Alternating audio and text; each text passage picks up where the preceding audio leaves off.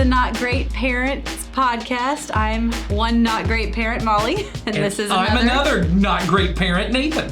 Well, we are glad you all are here today, and we know that you aren't great parents either. That's right, and that's okay. We're proud to be not great parents. We are striving for goodness and Christ-like in our parenting and in our children's lives, and so we don't expect to be great parents. That's right. And not our goal. As we've said since episode 1, we are trying to give up great and pursue God's goodness. Yep. So, yeah. Well, we've got something different for you guys today. I was about to say, you may have already seen it in your description or you read it on our YouTube channel. This is a mini episode. Mini not great parents.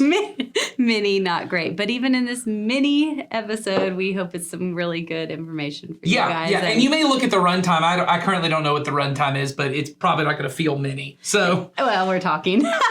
So what does it mean when we say mini? When we're talking, what is the difference between a mini episode and the first two was episode 1 and 2? So what do we mean? Well, what we mean is that it is not going to be a series of segments that we talk about. It's not going to be a lot of different topics that we cover. Maybe it will be, but it won't be, we won't be cutting to a bunch of separate segments and then coming back and forth to them. It's not quite as produced. Right. And a lot of the content that we will get from this will probably and hopefully be coming from you all. Yeah. Other not great parents that have questions. So we want to make sure that there's opportunity for us to just talk about what matters to you guys. Yes. We won't necessarily always produce something around it. We may just have conversations where we just talk about whatever it is that you guys have going on, whatever you guys want us to talk about. So in the ParentQ app, we have a link to an area where you can put questions, and we want you to do that. I think it's also in the description of the episode, too. There's a direct link to it. So you have the link to ParentQ,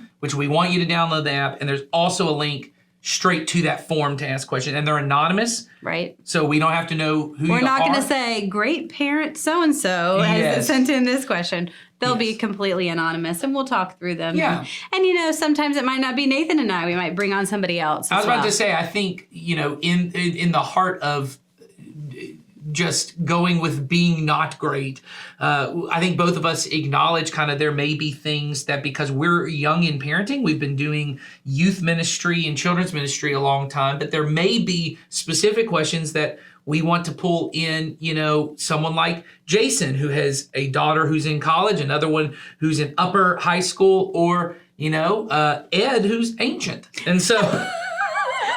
And so we'll see what wisdom he can pull from what he can remember. What he can dig out of his memory for it. That's right. No, but seriously, I think there will be a lot of these mini episodes, and the reason we want to do them is when you and I were initially kind of coming up with the concept of what did we want to do, we knew that we wanted our primary episodes to be kind of themed around ideas. There were things that we knew no one was ever going to ask us about. Right. But we knew were central to raising good and godly kids. And we wanted to find creative and fun ways to do that, which is why we've had, interviews, and we've had these kind of stories, and we've told stories from the Bible or told stories from church history. And we wanted to kind of theme those around an idea, but because we're not great, we knew we could not keep that pace of production up. Exactly. But we wanted to be able to do these kind of lighter episodes where we could come in and talk about things like today we're going to talk about an article that we read that we knew didn't really fit a theme, but is something we wanted parents to know about. And like you said, questions. And I think hopefully we have not released an episode at the point we're filming this, so we don't have questions, but we're hoping in future episodes we'll have questions. Plus, on the next mini episode, you're going to get to see Donnie and Sawyer again from the Family Movie Night podcast. And some of you I know loved the Family Movie podcast. Right. So that'll be included in here. That's not going away entirely. Yeah. We're going to incorporate it into here. And so they'll probably happen in these kind of mini episodes. So this will give us a chance to cover multiple ideas that we want to deal with. Yeah. And so I'm excited about them. I am. So today we're actually talking about social media. Right. Who doesn't want to talk about social media? Exactly. What we've learned from this, just bringing it up with parents, it is Yeah. a hot topic. And it Yeah. is in our lives, too. I mean, Yeah. we're social media users. Yeah. The church is a social media Yes. user. And we know that families use it. Teenagers use it. Yeah, particularly Younger if you- kids if are you've got starting to use it. teenagers. But yes, it really does. It really does become very relevant in the teenage years, I think. And I think, I've got an 11-year-old. You've got a 10-year-old, 10-year-old, 10. and they're already at the age where I don't feel like mean dad by saying no, you can't have social media, but they are at the beginning stages of, well, why? My kids were like, I was at the gym the other day, or I was at church even, Right. and there was a kid watching TikTok, and we've had to tell them, like, we don't want you watching TikTok because there's not a lot of control of what shows up there. Exactly. And anyway, so having those conversations, I'm not mean dad yet, but I'm starting to have those conversations. But I know by the time they're 13, 14, there may be decisions I have to make that would make me feel like mean, old-fashioned dad who doesn't get it, Oh, yeah. And so even if you've got kids that are upper elementary, you're also having these conversations. Oh, absolutely. I mean, I'm having one conversation about when can I get a phone, and that's a Right. whole other thing. Right. But the main reason why I am not interested in my child having a phone right now is the social media aspect. Yeah. Is it's not that I think he's going to sit down and play a game and never get off a game. It's the access to other people that he would have through social media and Right. all the things that come with that. So I'm still I'm not the worst mother in the world. But trying to understand why he doesn't have that phone. Yeah. But I also am having those conversations, and I'm hearing other parents talk about that as well. Well, and then it gets complicated because I know many people, you are in a situation where you are co-parenting, and Yep. because you're co-parenting, your student has to have some kind of device, a phone or something, because the other parent in the situation has either given them the phone or you guys have agreed upon, we're going to have the phone so that mom or dad can have conversations with kid. And so it gets complicated. I don't think it's as simple for everyone as we're just going to avoid the conversation right. completely. Right. And I don't think that, each family is going to have the exact same thing. And it might even be Right. different from child to child within the same family Oh, based yes. on various factors, not just the age factor. It may be based on maturity factor and things that happen in your family. And the truth is, it's okay for it not all to look uniform. I saw a meme the other day that was like, parenting is realizing you have one kid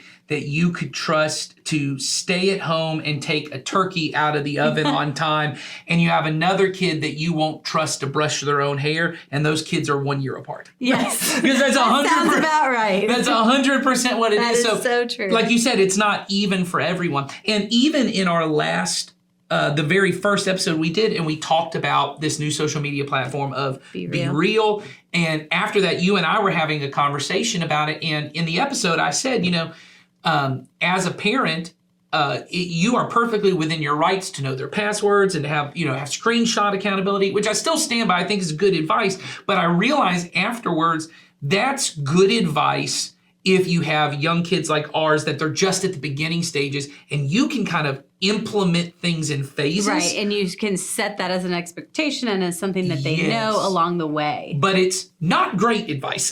And not in the way we would say, it's not even good advice. If you have a 16-year-old and the cat's already out of the bag. Right. And they already have everything, and going back would cause more problems than doing that. So we wanted to have a conversation, I think, about what does it mean to be wise with social media? Not to be totally avoidant on it. And I'm not saying that you should have it. So don't hear me say that either. But we are living in a world that if you have teenagers, the cat's probably out of the bag. Oh, yeah. And the amount of control you have is very little. And quite frankly, even if they don't even own their own device, sometimes they are social have media access somehow. participants through other means. So how do we train our kids? That's a phrase you'll hear us say a lot, is not just teach our kids, but train them and coach them to use social media. Because even if you're successful at keeping your kid off social media till they're 18, which isn't going to happen most likely. but even if you you are, might. at some point they're going to move out, and then it's going to be like, what do the Amish call it? Rumspriga or whatever. Like they can just go nuts and do whatever they want. And so instead of just saying, hey, let's avoid it and let's not talk about it, how do we have wise social media conversations about it? So what do you think is the kind of first way? And let's talk directly, because we've already kind of talked about, and I do think it's easier when you have young kids and you're able to kind of do it the way you wish you could do it from the beginning. I want to talk about, let's say you have a 16-year-old. How do you have the conversation with a 16-year-old about, let's be careful? And maybe the easier way to start is, what are the things we really want them to be aware of with social media? You know what I mean? Right. I mean, I don't think it's so straightforward as post this, don't post that. Right. I mean, for me as a parent at any age, it is always going to be around interacting with people you don't know. Oh, okay. Sure. That is always going to be, I feel like as a parent, social media is similar to dropping your child off at the state fair or somewhere like that and walking away without some sort of sort of involvement. You would never just drop your kid off at the gate without having a conversation with them up front. You would never say, this is what we're going to do, or this is where you're going to go, just so that you're on the same page about it. I think, if the cat's out of the bag on social media, absolutely, you can talk about it with them still. I think. Well, I think there should be an expectation within the relationship, and these are the things you may have to work on if this is not the way the relationship is. But learning how to have honest conversations, right? Which often means you have to be honest. Absolutely. That was going to be my next point. Yeah. I mean, you have to be honest even around your own social media use. Right. Like, this is what I've seen. But also, I think having a level of grace and patience in that, I think we get freaked out because the internet is forever. And being able to explain that to our kids, I think, is important. The internet's forever. What you post, even if you delete it, it is in some form there. But being able at the same time to understand, even though the internet is forever, which I think is a good reason to not put your kid on there when they're really young. Yes. But being able to have the grace of their frontal lobe is not fully developed enough for them to make comprehensive thoughts. So they're going to make dumb mistakes. Oh, yeah. And being able not to freak out as mom and dad. I think when we as parents go in guns a-blazing, we are already going to destroy the ability to have a productive conversation about it. Yes. So I think whether that be, when you're having the initial discussion with them or when they do screw up, because they're going to. Yes.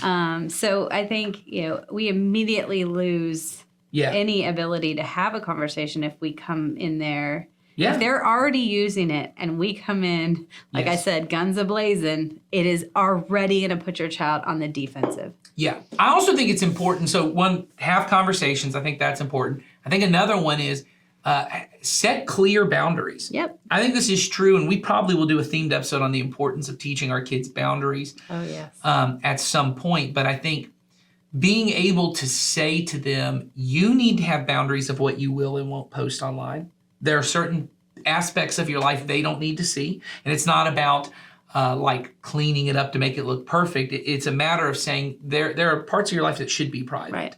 So let's have boundaries around that. Let's have boundaries around who we speak to on there. Right. You've already mentioned that. Let's have boundaries around how much we use it. Yep. Which once again, you as mom and dad may have to take yourself to the woodshed a little bit on that of how often you have your phone out. Yeah. And so being able to say, let's have boundaries. But with all boundaries, they have to be clear.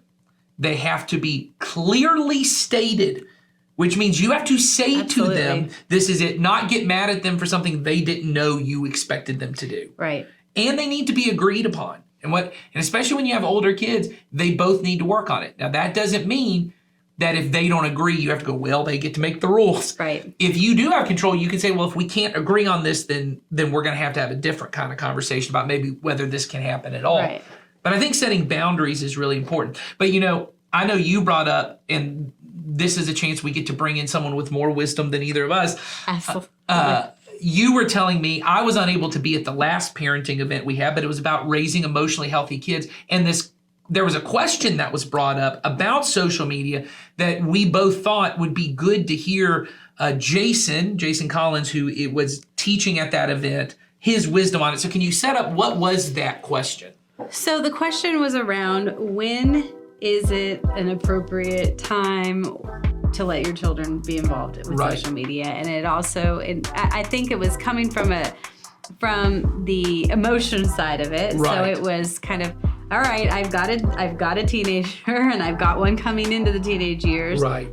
When is it okay? And how do we define those parameters? And how do we deal with the emotional side that's going to come along with whatever decision is made? If mom and dad say no, Yeah. or if mom and dad help establish healthy boundaries or strict boundaries, what does that look like? And how do we as a family move forward?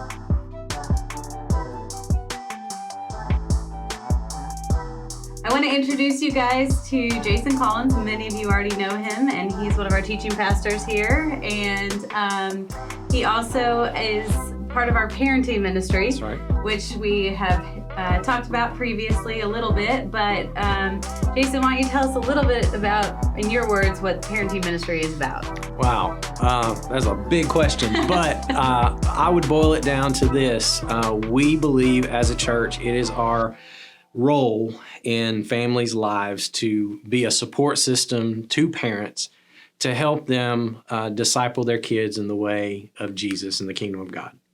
And so we feel like we are more of a support system to them rather than being the be-all, end-all of spiritual growth in a child's life, because we only see kids, an hour a week. Okay, so that's not very much. But parents, we know, are the greatest influencers in a child's life. And so we believe if we can better disciple parents, then they will be able to better disciple their kids. So the parenting ministry has a monthly event. Yep. Sometimes they're fun games, That's right. sometimes they're seminars. We always have some kind of something in there that equips parents Yeah. to handle various things. So we always have the latest event that will be on Parent Q, so you can see that there. Yes. But last month we had an event that was about emotionally healthy children, raising emotionally healthy children.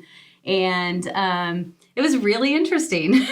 And I'm glad you say that. It was a great topic. I felt like people had they were really engaged, and I think that they had a lot of questions came out of that. Definitely. Some of them were directly about the emotional state of their children and how to handle emotions, or how to allow those emotions to flow at home. And then some came more specific. So one of the ones that we thought was really interesting was question around social media. Yeah. So Which is the most popular question I get from parents these days. probably every few sessions there's something about what do we do with social media. Exactly. So one of the questions that came up was around, it came from a family that had two children. One was younger, one was older. And it was, how do you go about setting limits? And especially in the scenario where your child already has social media and maybe you haven't been super engaged or involved in that, and now you want to make sure that your child's using it in a way that is appropriate and a way that your family is comfortable with. So how would you go about that? Well, in that scenario, because it is a unique scenario, you come into the middle of something that's already going on. Right. And that is handled different than planning ahead and going ahead and setting limits before your child's even exposed. So you can think of it like the old toothpaste analogy. Once that's out of the tube, it's not going back in, at least not very well. In fact, I would say if you come in to a situation where your kid's already engaged in social media and you just bring the hammer down and it's gone, you're probably going to set the stage for rebellion instead of what I would better suggest is a way of interjecting into that child's world in a more cooperative way. Right. Saying because I talked about this at the seminar, we want to be on our child's side as a team member in their life that is helping them tackle whatever comes in front of them instead of an opposition standing in their way. Right. And that's a different posture that you take as a parent. And so probably the best way in that situation, your child's already got it, they're already involved in it, is to come alongside and become a presence in their life where you say, look, this is a big, big world that you've stepped into. And there's a lot of stuff out there that's really good and it's helpful. You can connect with friends and you can do the whole thing. But then there's also things that I, as a parent, want to make sure that you are protected from, because there's bad in this world, especially, I mean, we're talking about teens, right? So it's okay to start that conversation. There's bad things in this world. They know that. And so I want to help. I want to help you navigate this, and I want us to do it together and start a conversation. You can already have in your mind kind of limits in your mind, like, you know, you want your kid to only be on it a certain amount of time during the day. You can already have that, but if you approach it as a negotiation rather than a rule that's now being laid down, you're probably going to find a little bit more peace in that conversation. Right. You know what I'm saying? Oh yeah, because you're immediately going to take the defensiveness Yeah. down a notch. It may Yeah. still feel, you know, somewhat for a child for a child who's using social media. It may feel like my parent all of a sudden is intruding, or they're going to the end. I'm just not going to be able to have it, and that might not be what you're saying. You're having a negotiation or a conversation. Yeah. The most important thing you want to do is you want to be a part of the world that they are in, and you almost have to be invited in, or at least earn the right to be in that world, because you want. And it goes beyond just hours and limits. I mean, that's a part of it. But the other thing that's even more important in my mind is you need to know what's going on. You need to have access to who they're interacting with and who their friends are and who they're connected to on social media and what they are posting and those kinds of things. Because you need that access to be able to then, when something does come up that needs to be addressed, like if someone outside of your child's friend group, an adult, tries to contact them, which, by the way, that happens really often. I mean, my girls have told me, Dad, I don't talk to the creepy men that hit me up on my DMs. Right. That's probably even an old reference, but you get what I'm saying. Yes. And so we have a conversation about that. Yes, you are right, and thanks for telling Dad about that.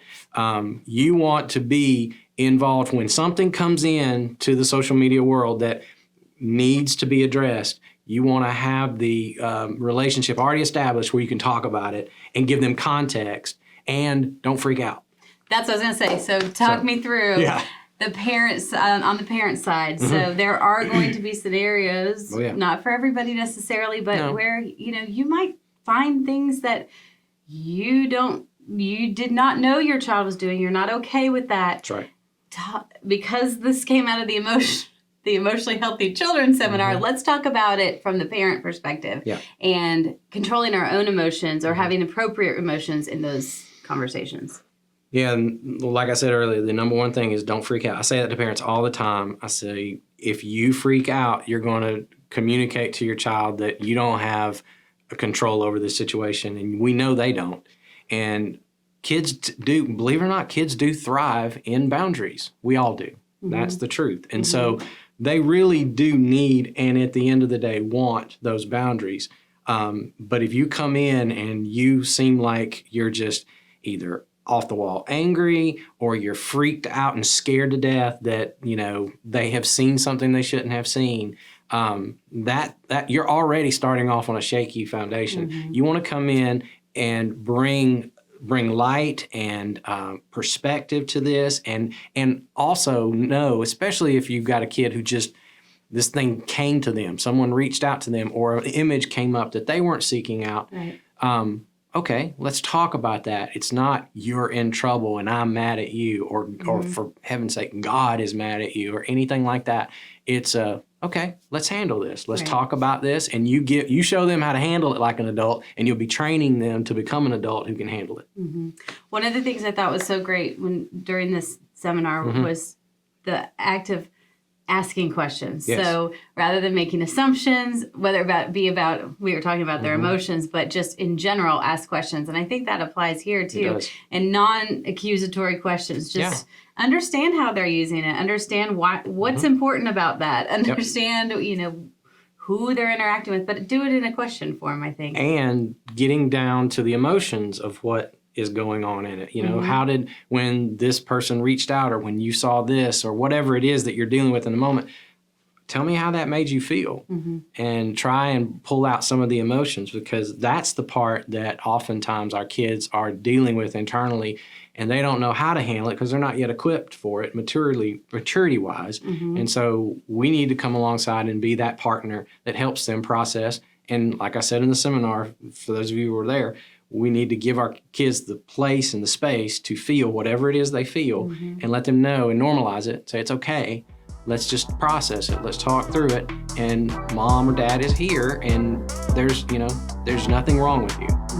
This is part of life, and we're going to figure it out. Yeah. All right, Nathan, I know we both recently read an article, and I think it's a great time to talk about it. So I'll let you kind of tee it up for us here. Yeah, so the article I heard about it through Ed, our senior pastor, my dad, sent to the whole staff this article from churchandculture.org that it was this research that was recently done, and the title of the article was that teen girls are in crisis. And it was actually a report done by the CDC. They do like a youth, let me see what it's called, the Youth Risk Behavior Data Summary. So whether or not you like the CDC or not, they still have the research. They do have the research for us on this. And basically what the Washington Post reported, and this is where kind of this stuff came from that CDC report, was that there is a pervasive sadness, suicidal thoughts, and sexual violence that are endured by teen girls. It has jolted parents and the wider public. And what they came to was that nearly 1 in 3 high school girls have considered suicide. That's a 60% rise in the last decade. Nearly 15% have been forced to have sex. And about 6 in 10 girls were so consistently sad or hopeless, they stepped away from regular activities. And it goes down into a bunch of stuff where it actually says things that people are actually a little shocked by, that drug use is down, drinking is down, smoking is down. But what has ended up happening is these other things have risen. And it says this: there's no shortage of finger pointing in the article. Growing up in a social media culture with impossible beauty standards, online hate, academic pressure, economic difficulty, self-doubt, and sexual violence, the isolation and upheaval of COVID made it tougher still. And so this kind of, for me, when I read it, compounded on some data we have now talked about for a while and seen. I read a book maybe like 2 years before COVID hit called, I think it's called iGen is the name of the book, but it's about Generation Z. So I'm a millennial. It's the generation after us. They're the first ones that were raised from about middle school where smartphones were the thing. Okay. So from about 8th grade on, millennials are kind of defined by the fact that we had the internet in middle school. And by we, you mean you. Me, that's what I mean. Yeah. But by the time, so if you look at millennials were born in 1980, so that by the time millennials are in high school, most people had AOL in their home. And then by the time that I was in middle school, almost everyone had like DSL or some high-speed internet. Some high-speed internet and constant access. Yes, you could kind of get to anything. And then Gen Z is the first one. The iPhone comes out in 2007, and then is kind of in pretty wide use by 2009. So people born after 1995 are considered Gen Z. And that statistic was talking about how that book had this research. It was a sociological book, and they talked about how parents get really nervous about screen time. I'm sure you hear that all the time. Screen time, and they're talking about how much time they spend in front of the TV, how much time they spend in front video of games, all that kind of stuff. And what they actually find is that screen time is not as big of the issue. That screen time use is actually pretty negligible on a child's mental health. And what they mean is screen time, that is TV, video games, even tablets. Those things, by and large, are not the biggest problem. Obviously, if it was an unhealthy amount, all that they did, that would be true for anybody. But the normal amount, what they did find was people at a younger age and into adulthood who use social media, the more often you use social media, the higher your mental health problems go, the higher your risk for depression, anxiety, suicidal thoughts. All of those kind of things go up. And so this study to me, unfortunately, kind of what we call a lag measurement of that. We had already seen these things happening, and now we see there are these teen girls, but I know it's true for teen boys too, are just in crisis now of how much this has gone up. And so I think the conversation we want to have is often with social media, the thing we focus on is there are bad people out there that are going to come get them, Right. or there's bad images and things they're going to see online and interact with. But what it turns out is even if your kid is on social media and they're just talking to their wholesome friends and seeing what they post on Instagram, the amount of time they spend, and then that coincided with another article I read that said that TikTok, I think it was last week, put parameters around their teen users that say if you are a teen user, Right. the app will shut down after an hour of use a day because of this reason. Now, what we all know is that There's a workaround for everything. well, it's pretty easy because usually the way it works, it says for any, not as a person who's ever struggled with an explicit website in my life, but when they ask you, are you 18 years or older to use this, it turns out just hitting yes gives you the access. And if you have to put in a birthday, you probably can do the You math. can probably figure it out. I was born in 1920. So figuring out how to get around it, my point was not to say good job TikTok. My point was to say if TikTok If TikTok has thinks figured it there's out. and if TikTok thinks a limit needs to be put on, Right. I mean, So let's talk about that. How do we as parents, once we said, hey, the cat's out of the bag, they're at school and they have their phone. They have a job and they're at work and they have a phone. What kind of limits can I put in place? What kind of boundaries can we put in place to say, hey, we're going to have wise use of this? Because once again, and this was interesting, and it was either this article or another one I read, teens, the teens who don't have social media have the exact same problems because they feel left out of the loop. Right. There is a feeling of isolation that comes out. So being completely removed from it also creates a problem.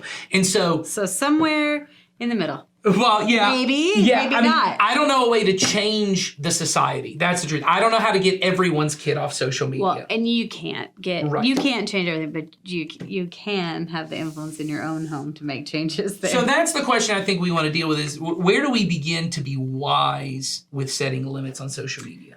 Well, I think you as a parent can help set time limits when it comes to the time you're at home with your family. Yes.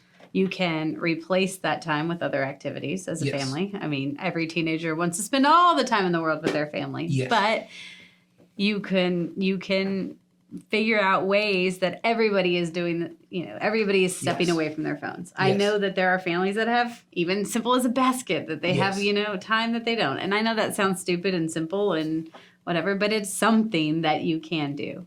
I think we talked about conversation before. I think you have to, talk about those things. Yes. And along with in the conversation, I think it's important to talk about comparison because I Yes. think that, even as an adult and a social media user, it's hard to not compare. It is Yes. hard. I think moms feel that pressure a ton, Yes. especially because on social media we have tons of great moms. Yes. So I think those things are important. I think, other ways that you can begin to kind of have those limits put in would be, just outright remove. I Yeah. really think you have to not take it away from them, but Yeah. just continue to find ways to scale back on it. Maybe it's an ending time. Mm-hmm. Maybe it's, something along those lines where Yeah. you are having boundaries that you as a family put in to help limit that amount of time. I would not let my child go to bed with their phone at night. Well, so those are the things I was going to say very practical things. It's like I would not let them have their I phone think in in their that room at night. that Gen Z book that I read, iGen, they talked about the number of people in Gen Z who go to bed with their phone under their pillow Right. is an insane amount. And being able to say your phone goes to sleep in a different room, Right. and your phone. I heard someone say this, and I thought this was a good little catchy way of saying it is. I wake up before my phone does, Mm-hmm. and I go to bed after my phone does. That's great. So my phone's in another room. I get an alarm clock for my kid, Oh, yeah. and they have a physical alarm clock that wakes them up, and they have some amount of time in the morning before they leave not on their phone. Right. And then before they go to bed, the last thing they're not watching is scrolling through and seeing everyone else who's happier than them. and everyone else. Now, they're not, and we know that. Everyone's just putting their greatness out there, but they're not just sitting and looking at this person's happier than me, this person's prettier than me, this person is doing more than I'm doing. That's not the last thought before they go to bed. They have time to decompress. I think what you said of having limits on family use, here's a great book that I think would be great. It's called The Tech Wise Family by Andy Crouch. And I think it is a phenomenal book that goes into this, but he talks a lot about, he doesn't allow his kids to have their phones in the car, not in the car, but not out in the car when they're driving. They have an iPod still. And they listen to the iPod, and everyone gets to kind of pick a song. And he said what happens is when you have teenagers, none of them can agree on a song. So mostly you ride in silence and talk. There you go. Because one of the things that the book iGen talks about is there is a way to reverse it, which is the more in-person connections they have with peers and adults, that they can have meaningful relationships. It counteracts the social media stuff. So I would encourage, I heard a parent, and I think it was on TikTok, so maybe that's a bad idea, but I think I heard this on TikTok. But a parent was talking about, they call them feast days. As they said, when their teenagers got older, it was hard to keep their family together. And I've heard about this. Yeah, and they did a thing called feast days where they said they wanted to make Saturday nights at their home the best thing in the world. And so they would say, you can invite as many anybody people that you want over, and we'll make your favorite kind of food, and everyone will hang out together. And he said, I would make it so much fun to be at home that they would rather not be somewhere else. I saw this too. And I think the truth is that's even an older model of thinking. And what I mean is, my experience has not been that teenagers are out just going nuts in parking lots and going out and doing crazy things. They're mostly on their phone at home. Or in small groups of people. Yeah, or talking, but most of their connection is happening through this. And so for you to say, put the phone down and invite those people over to the house, and you can have space here, and I'll accept your friend, and yes, they're weird to me, and yes, I don't understand what music you're listening to and these kind of things, but you have a place here you can hang out. Right. And I'll make it fun, meaning I will get out of the way. I will get out of the way. I will create. I will not be. I will create an environment and give you the time so that you can have those relationships here in a healthy environment. And I think being able to have kind of fasting from the phone, being able to say, hey, after dinner time as a family, we're all going to do something together. Or, as you get teenagers and they have their own schedule, that may not happen. But once a week, we're going to have a family meal, and we're not going to have our phones out. And mom and dad won't have our phones out. And we're just going to be together, and giving that little bit of grounding to your kids, rooting them in something real, I think is important. And I think you can, there are apps to help shut your kids' phones off at certain times, and those things are usable tools. I just think as a parent, especially with kids that are older, some of these that are already, heavy user, you do need to replace that time with things that are valuable, not just say, hey, I'm taking your phone now, you go in your room and do something, and I'm going to go over here and do something. And I think we're going to have an interview later on about this. I know when you have teenagers, I already feel this with my preteen, like there's a feeling of they don't want me around and they don't want to spend time with me. But, my brother is a high school math teacher. I was a, youth group leader for a while. I've talked with Sawyer about this, who leads youth here. The amount of kids that, at least for the last 5 or 6 years, say that the thing they want most from their parents is their attention. Yep. That they feel like their parents are consumed with their own phones and their own activities, and they shuttle me to places, and they put me places, but they don't really. The art of conversation with a child and parent, not that it's an art, but the consistent dialogue and attention between a child and a parent is somewhat lost at the moment. Well, and I think what breaks my heart about that is because I'm a parent, and I know many of the parents here in our church. You also wish you had more time with your kids, but both of you assume the other one doesn't want to spend time with you. That you think your teenager wants nothing to do with you, and unfortunately, sometimes your teenager thinks you don't want to have a conversation with them. And so I would just encourage you to say, let's root our lives not in the greatness of a phone, but in the goodness of family relationships and with your friends, in-person bonding and relationships, something that's real where you look at another person and you get a feedback that isn't a like or a heart. Right. And I will add this as we're kind of wrapping it up. One of the reasons we brought Be Real up, and both Sawyer and I kind of talked about this, the thing I love about Be Real, is that I bet I spend 2 minutes on Be Real a day. I mean, Sawyer, Right. average time, how much do you spend on Be Real? Yeah, 10 minutes at most. Yeah, like, because it's a closed loop. It's not Right. TikTok that is endless scrolling. It's There's not no- Instagram that right. takes me back 3 years. You know, I could sit there and keep going till it's empty. I get to see, everyone gets to take one picture a day. And those are the only pictures I have access to. So once I take my picture, I just see them. I feel a little more connected, as Sawyer did a great job explaining on that first episode, because it's candid. I feel like I'm kind of in their life. I see what's happening, but it takes up 10 minutes of my day. And It put a pre-established boundary for you. Yes, because there's nothing else for me to see that's I not can't already send them there. a separate message, Yes. an instant message or something. Yeah. I can't, or DM.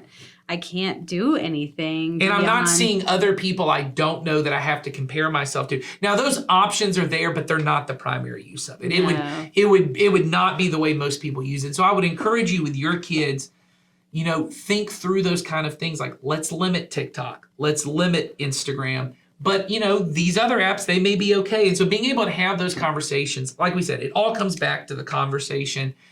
And you don't have to take the things we said as, you know, gospel Oh gosh, truth. feast night every single. We're starting it in Disney. Yes. Although I think it's a great idea, but Yeah. I'm saying you don't have to. You get to decide as a parent what social media use looks like in your house, but you can't make a plan for it if you're not aware of Yes.